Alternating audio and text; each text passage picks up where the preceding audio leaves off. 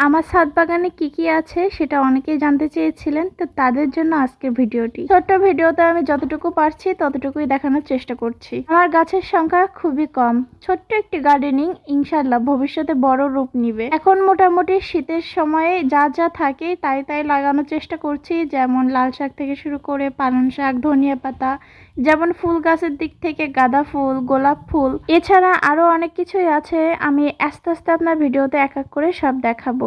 আর এদিক থেকে দেখলাম একটা গাছের ডাল বেশ বড় হয়ে গিয়েছে, এই গাছটার নাম এখন আপাতত মনে পড়ছে না, তো আমি একটু বেঁধে দিয়েছি।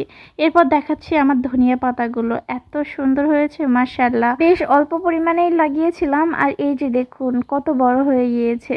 কিছুদিন পরে হয়তো হারভেস্ট করব। আর পালং শাকের ভিতরে দেখলাম একটা ধনিয়া পাতা গাছ হয়েছে, কত কিউট লাগছে।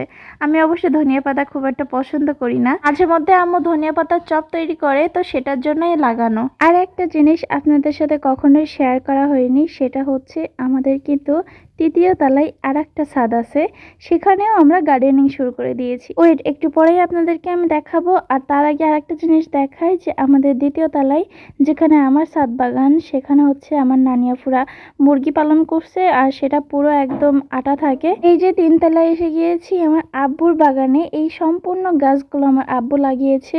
আর এই যে দেখুন কত সুন্দর সিম গাছ লাগিয়েছে, নিচে মাটিতে লাগিয়েছিল, আর সেখান থেকে একটা কাঠি বা লাঠির সাহায্যেই তিনতলায় তুলে দিয়েছে।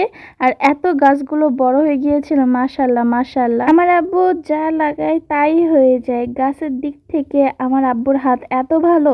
আর এই যে আমার আব্বুটা চাল কুমড়ো গাছ লাগিয়েছে, আলহামদুলিল্লাহ তাদের 3টা ফল এসে গিয়েছে এত তাড়াতাড়ি। এই একটা, আর এই যে ছোট্ট এটা আর পাশে একটা লুকানো ছিল যেটা আমি দেখতেই পাইনি প্রথমে, এটার সাইজ সব থেকে বড়। তো অন্যদিকে আমি আরো খেয়াল করার চেষ্টা করছিলাম যে আরো পাতার পিছনে লুকানো আছে কিনা, হয়তো বা তলায়ও হতে পারে। এই যে দেখুন আমাদের এই ছাদে ওঠার পরে আমাদের গ্রামের ভিউটা এত ভালো লাগে। আর আস্তে আস্তে সন্ধ্যা হয়ে আসছিল, আর এখানে দেখলাম যে আমরা খেজুর খেয়ে যে দানা ফেলে দিয়েছিলাম সেখান থেকে চারা হচ্ছে। তো এটার আর দরকার নাই, কারণ অনেকেই খেজুর গাছ আছে আমাদের, তা ফেলে দিয়েছিলাম। আর এই যে আমার আব্বুর ছোট্ট ছাদ বাগান, আর আমারও ছোট্ট ছাদ বাগান। একটা জিনিস কি লক্ষ্য করেছেন, আমার আব্বু নিজের ছাদ বাগানে সব খারাপ খারাপ টবগুলো ব্যবহার করেছে, আর আমাকে দিয়েছে বেস্টটা। আজকে এই পর্যন্তই, আল্লাহ হাফেজ সবাইকে।